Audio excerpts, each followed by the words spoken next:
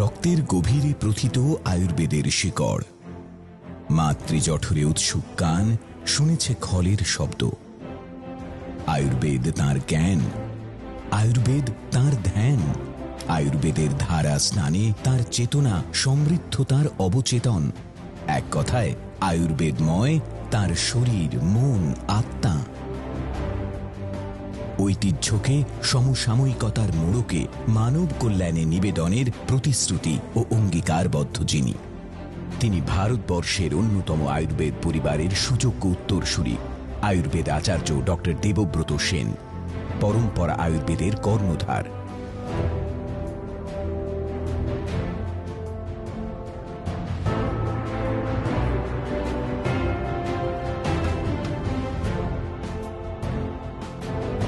আয়ুর্বেদের মহাকাশে এক উজ্জ্বল নক্ষত্র।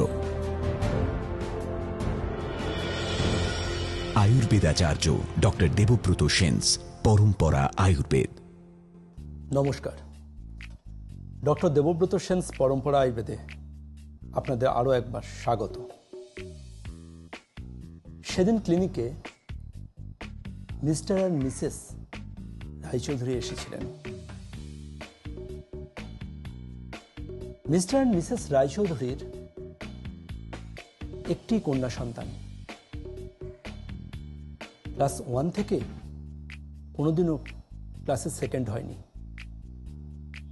এখন সে ক্লাস 8-এ পড়ে।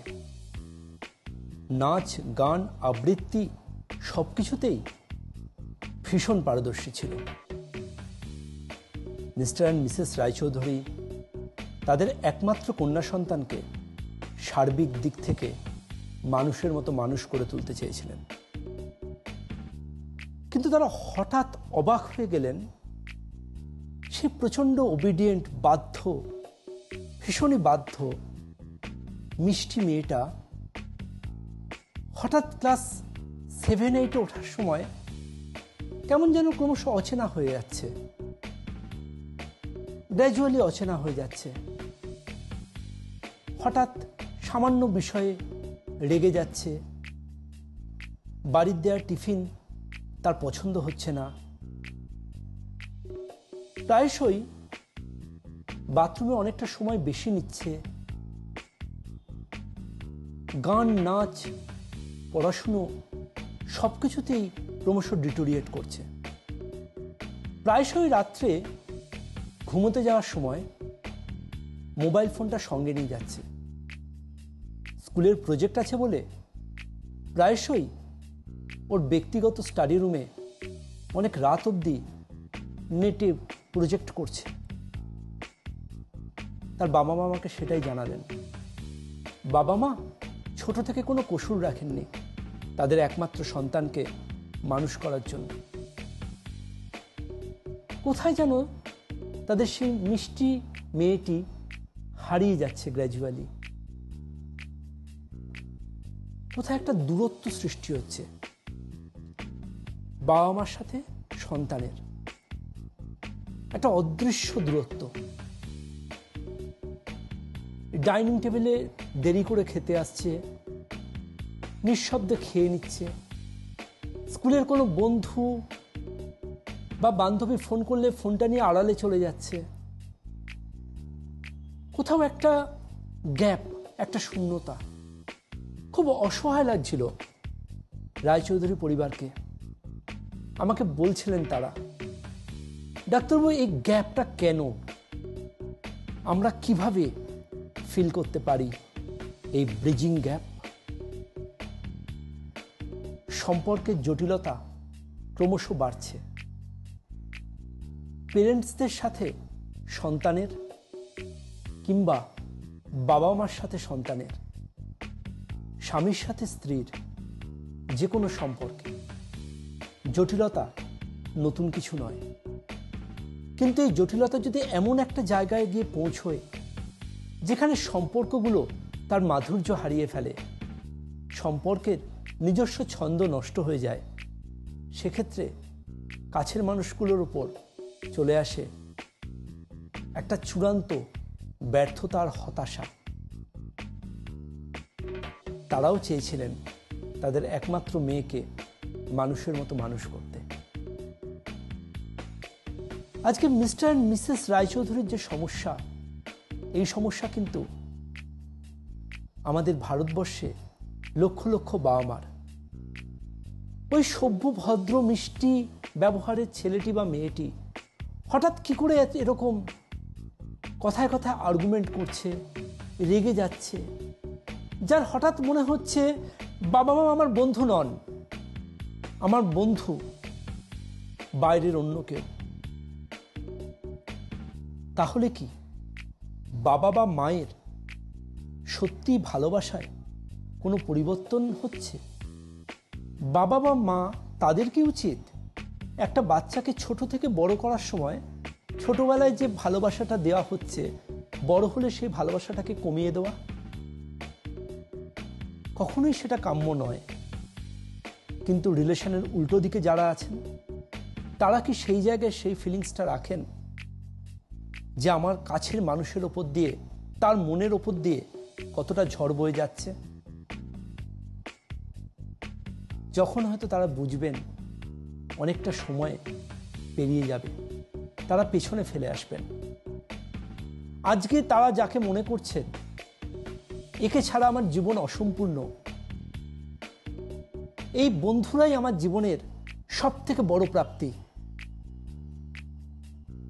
তারা কিন্তু একটা দিন বুঝবেন পৃথিবীতে বন্ধু অবশ্যই ভালো, কিন্তু সব থেকে বেস্ট ফ্রেন্ড বাবা এবং মা। তাদের মতো ভালো বন্ধু হয়তো পৃথিবীতে আর কোনোদিনই কেউ হতে পারবে না। অ্যাজ এ ডক্টর আমি বিশ্বাস করি, বাবা বা মা কেউ একজন যদি ভালো বন্ধু হতে পারেন এবং সময় নয়, একটু কোয়ালিটি টাইম যদি তার সন্তানের জন্য স্পেন্ড করতে পারেন, সেই সন্তানের আলাদা করে কোনো বন্ধু খোঁজার অ্যাটলিস্ট প্রয়োজন হবে না। একটা শিশু, সে অনেকটা কি এক্সাম্পল দেবো, জাস্ট স্পঞ্জের মতো। তাকে আপনি নর্দমার জলে ডোবান, সে নর্দমার জলটা অ্যাবজর্ব করবে। তাকে আপনি মিনারেল ওয়াটারে ডোবান, সে মিনারেল ওয়াটারটা অ্যাবজর্ব করবে। তার ব্রেন ঠিক সেরকম। সে স্কুলে যাচ্ছে, কোচিংয়ে যাচ্ছে, সব জায়গা থেকেই যে সে শুধুমাত্র ভালোটুকু নিচ্ছে তা কিন্তু প্লিজ কোনো দায়িত্বশীল বাবা মা ভাববেন না। বাড়িতে আসার পর আপনাদের তাকে নিয়ে বসতে হবে, বুঝতে হবে, জানতে হবে আজকে সারাদিন সে স্কুলে কি করলো, কোচিংয়ে কি করলো, তার বেস্ট ফ্রেন্ড কে কে, তারা কে তাকে কি বলল। অবশ্যই ফিল করতে হবে যাতে তার মনের সব কথা একটা বেস্ট ফ্রেন্ডের মতো তার বাবা কিংবা মাকে মন খুলে ভয় না পেয়ে সে বলতে পারে। আর যদি সম্পর্কের সেই গভীরতা না থাকে, বাবা বা মা যদি সত্যি হয়ে যায় দূরের কোনো মানুষ, সেক্ষেত্রে আছে, অবশ্যই উপায় আছে। কি সেই উপায়? কিভাবে আপনি আপনার সন্তানকে আবার আগের মতো সুন্দর একটা সুস্থ পরিবেশ এবং তার মনের একটা প্রপার সুন্দর একটা মানসিকতা ফিরিয়ে দিতে পারেন, নিশ্চয়ই সেটা নিয়ে আমরা আলোচনা করব। কারণ আমরা বিশ্বাস করি সুন্দর কথার অর্থ শুধু দেখতে সুন্দর নয়, সুন্দর কথার অর্থ যা শরীর এবং মন দুটোই সুন্দর, তাকে আমরা সুন্দর বলি। সুতরাং মনের সৌন্দর্য ফিরিয়ে আনতেই হবে। কিভাবে পারবো আমরা সেই মনের সৌন্দর্য ফিরিয়ে আনতে?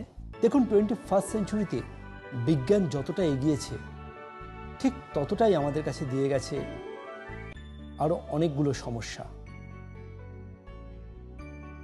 10টা 5টার আগেকার দিনের সেই কর্মজীবনের যে ব্যাপ্তি ছিল সেটা আজকে ছড়িয়েছে, অনেক অনেক বেশি কাজ করতে হচ্ছে প্রত্যেককেই।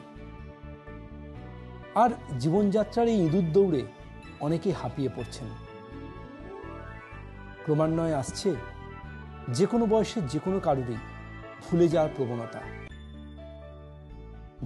প্রবণতা, স্ট্রেস বা টেনশন বা অ্যাংজাইটির একটা অন্যতম কারণ। মাঝবয়সী পুরুষ বা মহিলাদের ক্ষেত্রে এটা কিন্তু খুব বেশি পরিমাণ আমরা দেখতে পাই। আর কিছু ক্ষেত্রে দেখতে পাই সিনিয়র সিটিজেনদের। তারা কোনো কিছু একটু দোকানে কিনতে গেলে হয়তো অন্য জিনিস নিয়ে চলে আসেন, ভুলে যান। কারণ একটা বয়সের পর মস্তিষ্কের স্নায়ুকোষের সেই ক্যাপাবিলিটি থাকে না মনে রাখার মতো। কিন্তু যাকে এক্সেসিভ ব্রেন ওয়ার্ক করতে হচ্ছে, ইচ অ্যান্ড এভরিথিং যাকে মেনটেন করতে হচ্ছে, সেই মানুষটি, তাকে তো প্রতি মুহূর্তে লড়তে হচ্ছে স্ট্রেসের সাথে, টেনশনের সাথে, অ্যাংজাইটির সাথে। সুতরাং তারও কিন্তু প্রয়োজন প্রপার কাউন্সেলিং এবং তার পাশাপাশি প্রপার ট্রিটমেন্ট। দেখুন, সমস্যা দেখা যায় আজকের প্রজন্মের কাছে সব থেকে বেশি যেটা, সেটা হচ্ছে ক্যারিয়ার ওরিয়েন্টেড। সেই জায়গা থেকে একটা ডিপ্রেশন, একটা হতাশা, যে হতাশা প্রতি মুহূর্তে তাকে গ্রাস করে। আমি তো ট্রিটমেন্টের ফার্স্ট লাইনে অ্যাডভাইস করি আমার পেশেন্টদের, মধ্যবিত্ত জীবনযাত্রা করুন। মধ্যবিত্ত জীবনযাত্রায় কিন্তু জানবেন রাত্রে শান্তিতে ঘুমানোর অন্যতম চাবিকাঠি। নিজের উচ্চাকাঙ্ক্ষাকে লাগাম দিন, নিজের টার্গেটকে ছোট ছোট ভাগে ভাগ করুন, চেষ্টা করুন সেটাকে অ্যাচিভ করতে। বাট সেটা অ্যাচিভ করতেই হবে এই মানসিকতা নিয়ে কখনোই নামবেন না। চেষ্টা করুন আনন্দের সময় এবং দুঃখের সময় দুটো সময় একই থাকতে।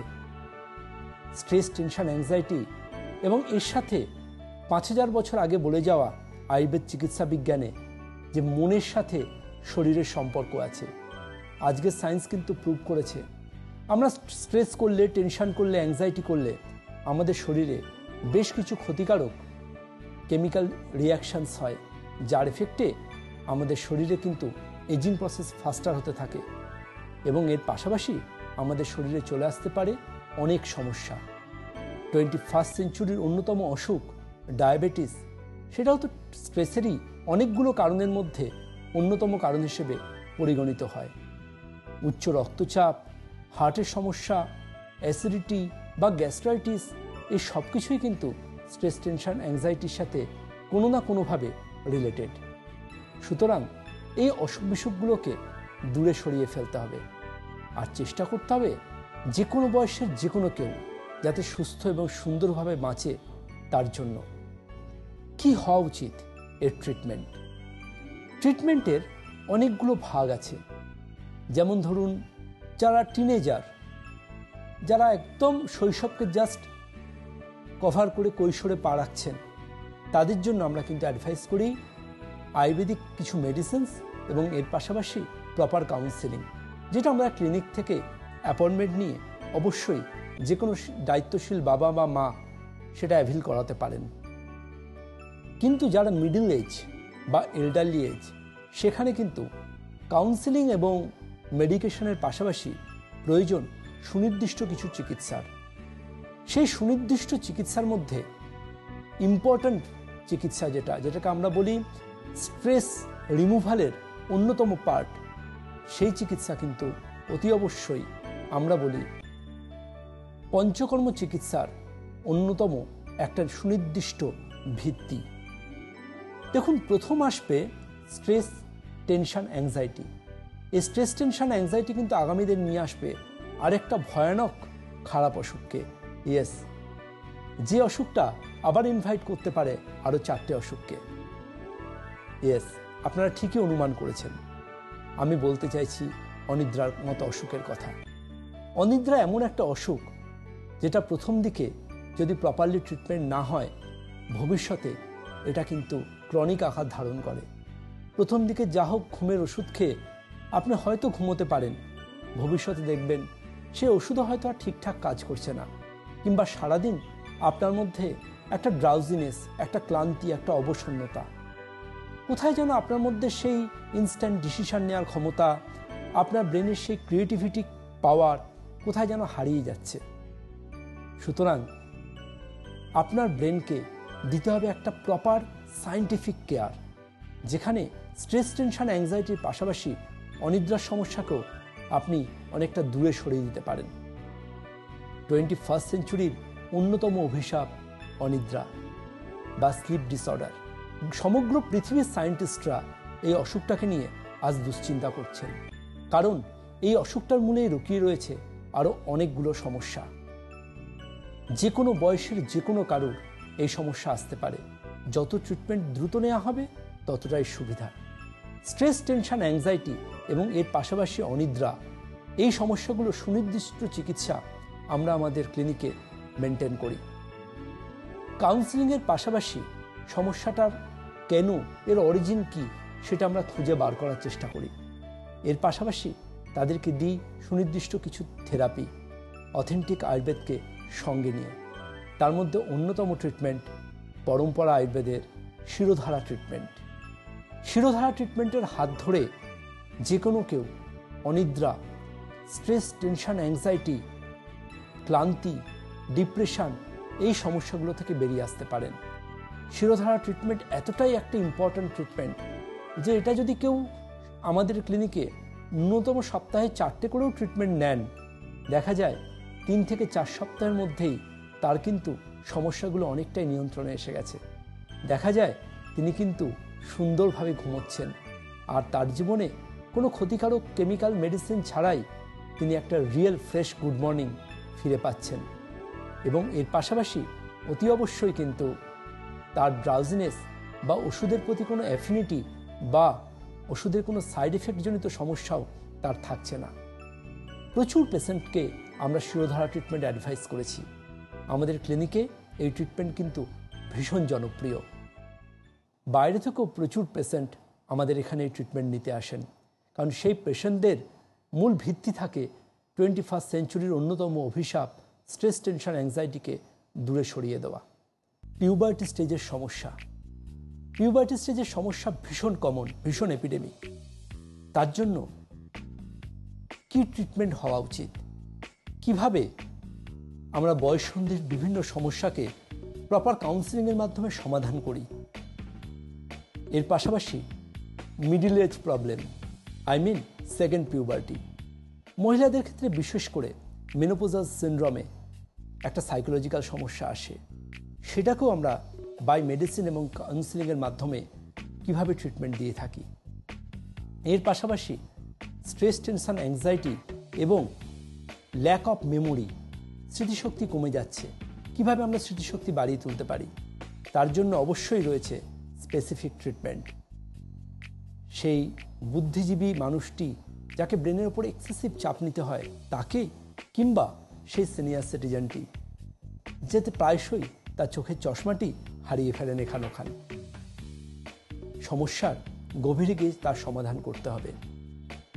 আপনি তো নিশ্চয়ই চান আপনার স্কুলে যাওয়া সেই ছোট্ট শিশুটি পরীক্ষায় যাতে ভালো রেজাল্ট করুক, সে যাতে মানুষের মতো মানুষ হোক। তাহলে অবশ্যই তাকে কিন্তু প্রয়োজন একটা প্রপার সায়েন্টিফিক কাউন্সেলিংয়ের। একটা quality time as a parent আপনাকে তাকে স্পেন্ড করতে হবে। মন খুলে কথা বলতে হবে। মন খুলে যদি কারোর কাছে সব কথা বলা যায়, তাতেও কিন্তু মনের সমস্যা অনেকটাই কমে যায়। বুঝতে হবে মন কি চাইছে, মন কি বলছে। বাড়িতে ছোটোখাটো অনুষ্ঠান করুন, সেখানে আপনার স্কুলের ছেলে বা মেয়েটির বন্ধুদের ইনভাইট করুন। প্রত্যেকের সাথে আলাদা করে আপনি কথা বলুন, ফিল করুন তাদের সাইকোলজি, তাদের পার্সোনালিটি। নিজের মোবাইলে সেভ করুন তাদের নাম্বার, তাদের পেরেন্টসদের আইডেন্টিটি। দেখবেন সম্পর্কগুলো অনেকটা কাছের হয়ে যাবে। আর তার পাশাপাশি ক্ষমাশীল হন। ছেলে বা মেয়েরা তো ছোট, যদি কোনো ভুল করে চেষ্টা করুন তাকে বুঝিয়ে বলতে, যেন আপনার পেশেন্সে ফাটল না ধরে। চলে আসি ট্রিটমেন্টে। পরম্পরা আয়ুর্বেদের স্মৃতিশক্তি ক্যাপসুল একটা অ্যামেজিং মেডিসিন। এটা একদম স্কুল গোয়িং ছোট ছোট বাচ্চা থেকে শুরু করে মিডল এজ কিংবা এল্ডারলি এজ, যে কোনো বয়সে যে কোনো কেউ নিতে পারেন। ভীষণ এফেক্টিভ এই মেডিসিনটি। 2 করে দিনে 4 বার নিতে হয়। কয়েকটা মাস কন্টিনিউ করলেই বোঝা যাবে এই মেডিসিনটি কতটাই সুন্দরভাবে আমাদের ব্রেনের ক্যাপাবিলিটি বাড়িয়ে তুলেছে। এর মধ্যে রয়েছে সেই সমস্ত অ্যামেজিং ভেষজের সম্ভার, যেগুলো বহুভাবে প্রমাণিত হয়েছে আমাদের মস্তিষ্কে এই ভেষজগুলি কতটা কার্যকারিতা বাড়াতে পারে কোনো রকম সাইড এফেক্ট ছাড়াই। এর মধ্যে রয়েছে ব্রাহ্মী, শঙ্খপুষ্পী এই ধরনের ভেষজ যা আমাদের ব্রেনের কার্যকারিতার অপরিসীম জায়গায় নিয়ে যেতে পারে। সুতরাং ছোট্ট শিশু থেকে বয়স্ক যে কোনো কাউকে দিন পরম্পরা আয়ুর্বেদের স্মৃতিশক্তি ক্যাপসুল। কন্টিনিউ করুন কয়েকটা মাস, আর সুন্দরভাবে নিয়ন্ত্রণে নিয়ে আসুন তার যে কোনো রকম মেন্টাল সমস্যাকে বা যে কোনো রকম তার বয়ঃসন্ধিজনিত সমস্যাকে আরও বেটার পার্সোনালিটি ডেভেলপমেন্ট করার জন্য। আর অতি অবশ্যই বলবো এর পাশাপাশি যারা অনিদ্রার সমস্যায় ভুগছেন তাদের জন্য সুপ্তি এবং সুপ্তি অ্যাক্টিভ এই দুটি মেডিসিন। সন্ধ্যের পর চা, কফি বা কোনো গরম পানীয় খাবেন না। উত্তেজনামূলক কোনো কথাবার্তায় সন্ধ্যের পর বা কোনো ডিসকাশনেই যাবেন না। আলোচনা করুন যে কোনো সমস্যা নিয়ে সকালের চায়ের টেবিলে। রাত্রে শুতে যান একটা সুন্দর সাইকোলজি নিয়ে, একটা ফিল গুড ফ্যাক্টরকে সঙ্গে নিয়ে। নিজের উচ্চাকাঙ্ক্ষাকে লাগাম দিন, মধ্যবিত্ত জীবনযাত্রাকে অবলম্বন করুন, আর এর পাশাপাশি নিজের টার্গেটকে করুন ছোট্ট এবং সেটাকে ভাবুন তুচ্ছ। তাহলেই দেখবেন আপনি আপনার গোলটাকে ঠিক অ্যাচিভ করতে পারবেন। আর এর পাশাপাশি সকালে ঘুম থেকে উঠবেন একটা ফিল গুড ফ্যাক্টর নিয়ে। আজকের আলোচনায় আমরা শুনলাম কিভাবে পরম্পরা আয়ুর্বেদের শিরোধারা ট্রিটমেন্টের মাধ্যমে আমরা যে কোনো কারোর অনিদ্রা বা স্ট্রেস, টেনশন, অ্যাংজাইটি সমস্যাকে নিয়ন্ত্রণে রাখতে পারি। এর পাশাপাশি কিভাবে আমরা পরম্পরা আয়ুর্বেদের স্মৃতিশক্তি ক্যাপসুল, সুপ্তি এবং সুপ্তি অ্যাক্টিভের হাত ধরে আমরা মেন্টাল ডেভেলপমেন্ট করতে পারি। শুনলেন আপনারাও। বাকি দায়িত্বটা আপনাদের, কারণ আপনাদের হাতেই তো রয়েছে আমাদের পরবর্তী প্রজন্মের দায়িত্বভার। আজ এই পর্যন্তই। সঙ্গে থাকবো আমি আগামী সপ্তাহে এই সময় এই চ্যানেলে ঠিক এরকমই আরেকটি সমস্যা নিয়ে বিস্তারিত আলোচনা করব আপনাদের সাথে। ততক্ষণ দেখতে থাকুন, সঙ্গে থাকুন ডক্টর দেবব্রত সেনস, পরম্পরা আয়ুর্বেদ।